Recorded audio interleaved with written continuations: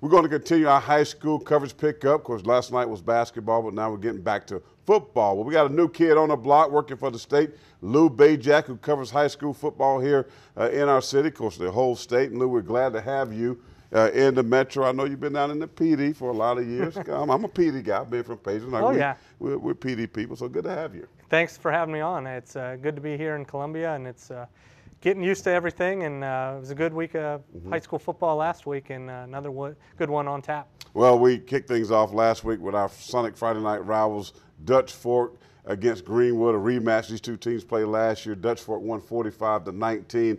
Things were different this week, and I know you spent a lot of time out there with Tom Knotts and his football program.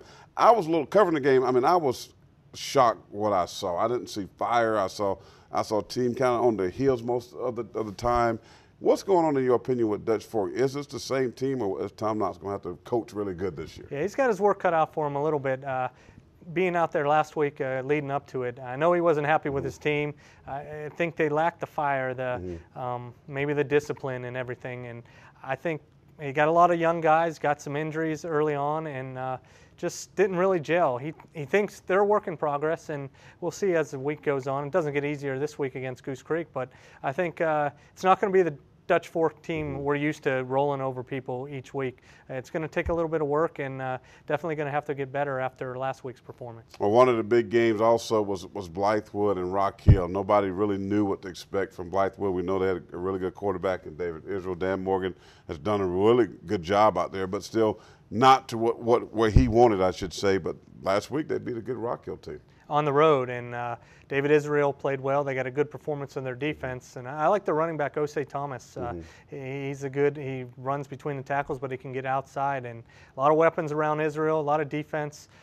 They got Chris Pam, who's being looked at by several Division I schools, and 15 starters back, a lot of experience. I think Coach Morgan's expecting a lot of big things and got a good start last week.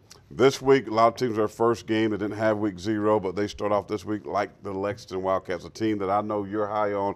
I'm high on them as well. They're going to be high in my pastor's picks this week, and I know they were high in the state when I read your article. Josh Stepp is doing a really good job out there. He has a lot of talent. I think the O-line, maybe the defensive line, maybe some issues there. But when you look at this team, and I've seen about all these teams, I like Lexington maybe doing some big things. Now, they got a tough challenge against Westside coming in this week. Yeah, former coach Scott Early. No stranger to the Midlands.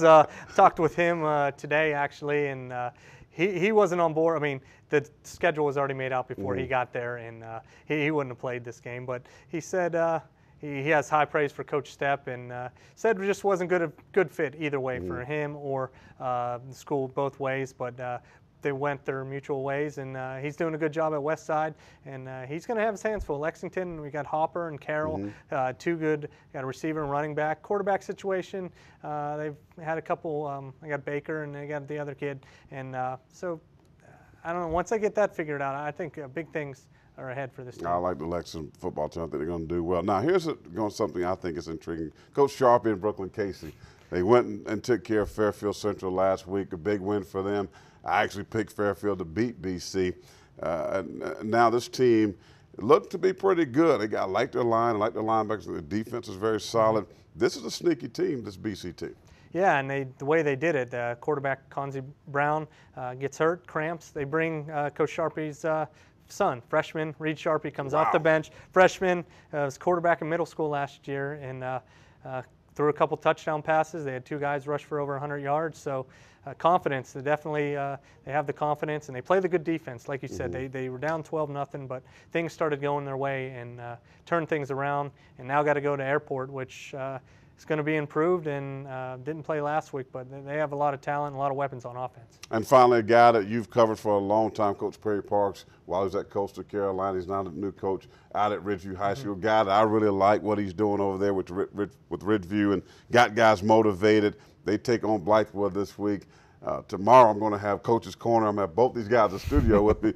But talk about Perry and what he brings to this Ridgeview program. Just energy. Yeah. If you're out, you spend any time with him, he just got energy. He's just very excited. Had to get these kids confidence, and said they were beat up over the last couple of years with struggling, but got their confidence back up. You go to a practice, he's jumping around, moving around. They got music playing.